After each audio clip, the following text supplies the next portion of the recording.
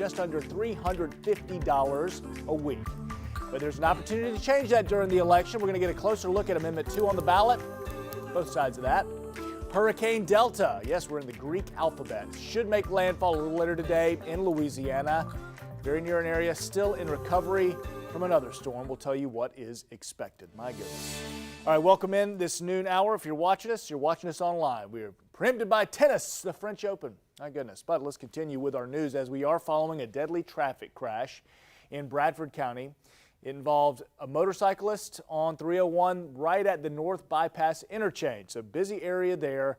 Police are asking everyone to avoid that very busy area there. All southbound lanes from Lottie towards Stark are blocked. That's 301, folks. That's a big deal. We continue to update you on this story on air and online. A deadly motorcycle crash they're working on getting cleared up. Let's talk election, as in-person early voting will begin next week in some Georgia counties and in less than 2 weeks for many Northeast Florida counties. Election officials in Clay County now are preparing by testing their vote counting machines today. And in the spirit of voter transparency, we're there watching. Alexidis is on your side, joins us now live from Clay County Supervisor of Elections office to walk us through the whole testing event. Hello, Alex. How'd it go? Lou, good afternoon, and we had a front row seat to the testing that was happening inside the Supervisor of Elections office. No issues to report on during their testing today, according to Chris Chambliss, who is the Supervisor of Elections.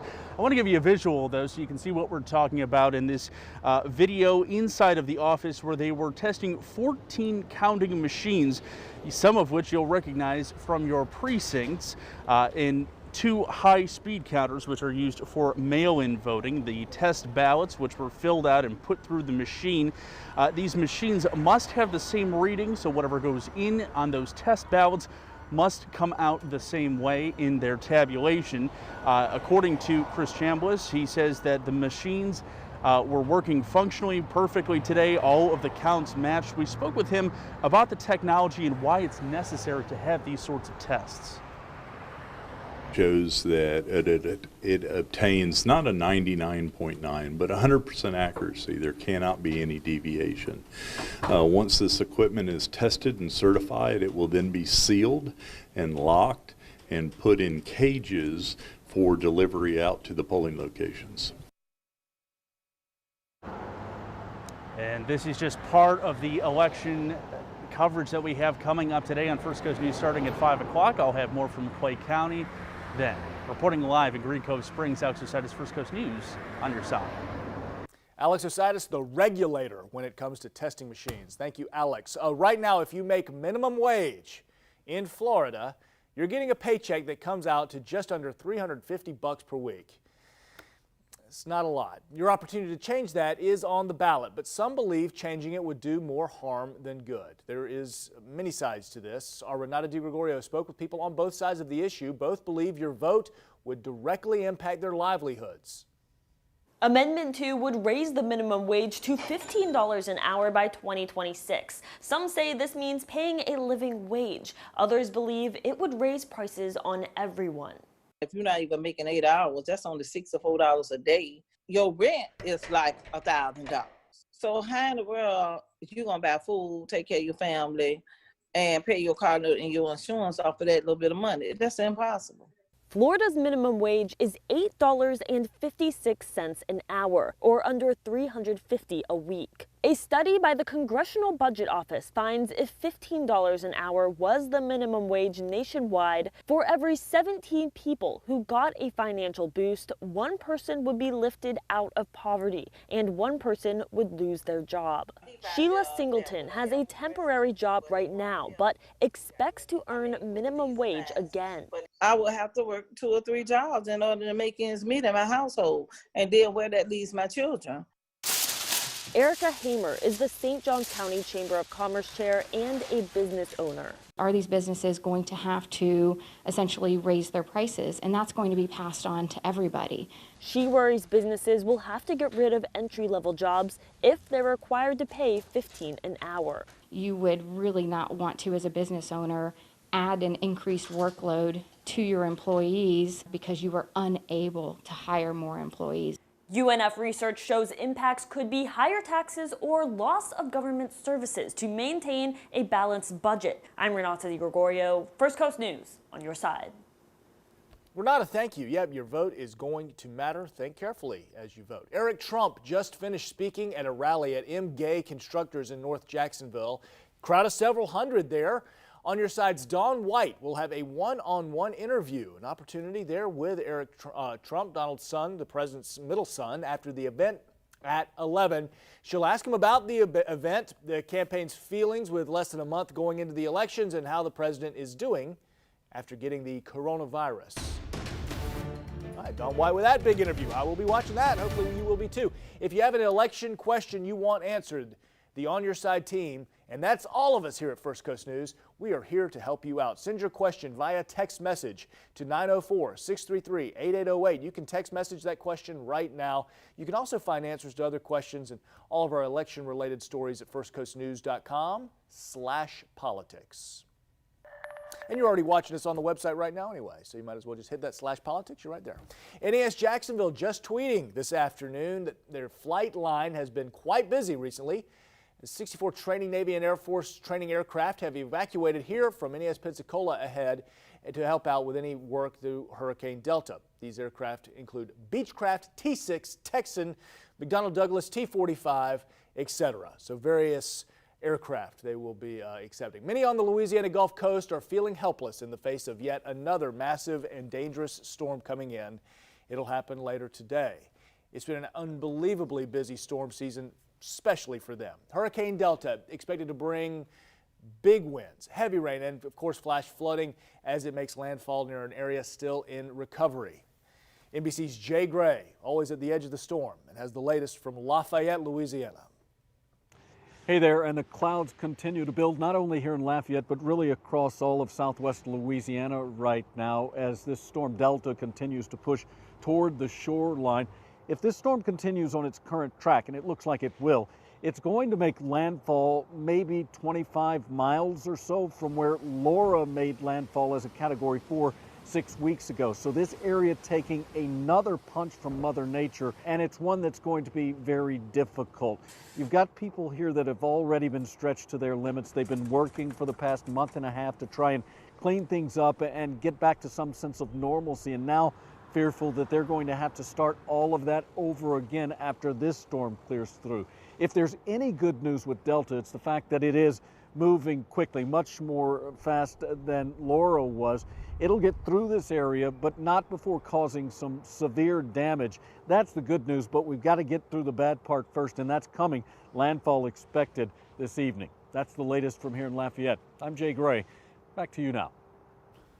Jay Gray, thank you very much. Mike Yes. Prangley, looking at the very latest in the storm as well. Well, we got our First Coast News app, and we have interactivity on this app. So I know you're online already. Just go switch over, hit the little weather tab, and yes, you can interactively track Delta as it moves into Louisiana. So that's western portions of Louisiana, really between Lafayette, Lake Charles area. That would be the area hardest hit at this point. And as we take a look, this interactivity, I don't like what I'm seeing. In fact, it's getting close to land when the hurricane hunters, they're updating the latest every hour. So we're getting close to landfall. Here's the noon update, and I don't like to see this. Winds now 115 miles per hour. So it's holding together, all right?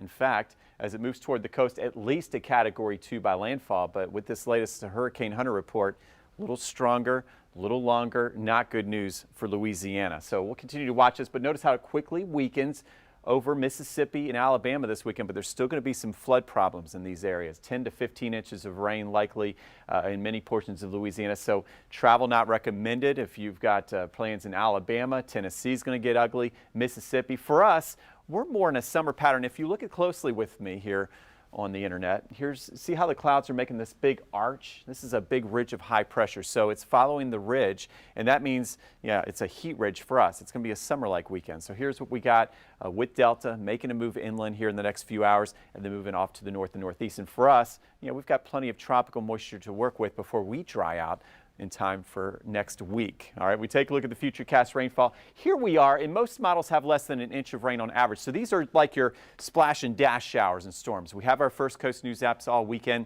we zoom in on our neighborhood, in my case, the tennis court, and let these showers pass and let the courts dry, and then we get outside once again. Already seeing those scattered showers this afternoon, Ponte Vedra, Nocatee, Durbin Crossing, over to Mandarin, Orange Park. It's going to be a tough commute for the drive home. These showers are going to be with us for at least the next few hours.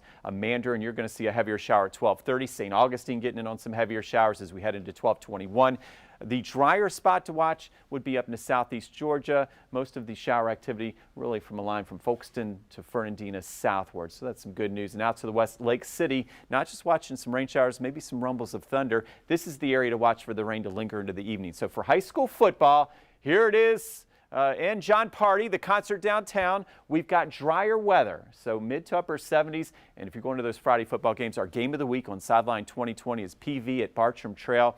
I notice we've got clearing skies, 78, Nice at Creekside, another great game. And don't forget Glen Academy at Brunswick. That's the city championship bragging rights. We've got Mia O'Brien heading up there, 76 degrees. If we do see a delay, that'd be out toward Ridgeview and Oakleaf once you get west of the river, but these are brief delays. 7-day forecast, here we go. Weekend, scattered storms peaking in the afternoon, both Saturday and Sunday. There's that summer pattern through next week, but we do dry out and quieter in the tropics. It's a nice series of words you just said there. Quieter in the tropics. Thank you, Mike. There is an alert for you now out of Clay County. 23-year-old Katrina Daly still reported missing. We told you about her this morning on Good Morning Jacksonville. She was last seen Wednesday. The sheriff's office says she's from Middleburg, suffers from some sort of mental disability, so they need to find her. They also tell us she likely is with a man named Kenny. Kenny there on your screen too. So do you know where Kenny is? Maybe they could figure out where Katrina is too. Deputies say they need to speak with Katrina to check on her well-being. If you know where she is, please, it's urgent enough that you need to call 911. A recent study looks at sleep's effects on our immune systems, and that could help protect you from coronavirus. Jackie Crea reports.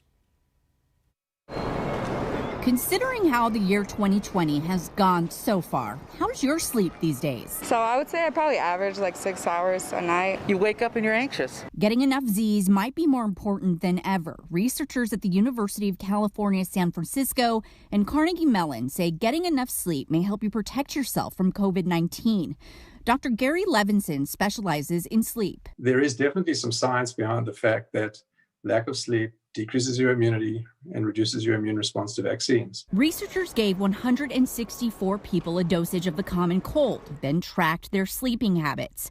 The study found those who slept less than 6 hours a night were 4.5 times more likely to develop cold symptoms than those who slept more than 7 hours. It certainly makes a whole lot of sense. Obviously, I'm biased as a sleep doctor. San Diego residents Alyssa Anthony and Vanessa Adams have the exact opposite in sleep habits. I don't know if I believe that, honestly.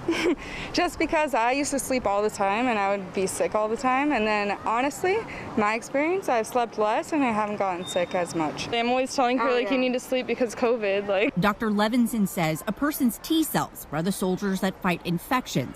In sleep-deprived people, they are less effective. In that respect, sleep deprivation can increase your risk of either developing the viral infection or fighting off the viral infection if you do get it. The sleep is a big part of life, and I think it's very important that people accept that, and there's no heroics in saying you sleep a little bit, because that doesn't help you. All right, 8 hours of sleep a night. Get it and live life fully. The Legend Center putting their COVID testing on hold for now. The center will thoroughly sanitize and prepare for its use as an early voting station. So they're making that transition. Interesting. On Monday, the free walk-up testing site at the Legend Center will relocate to the Lincoln Villa Senior Center on New Kings Road. Hours of operation are going to be 9 a.m. to 5 p.m. daily.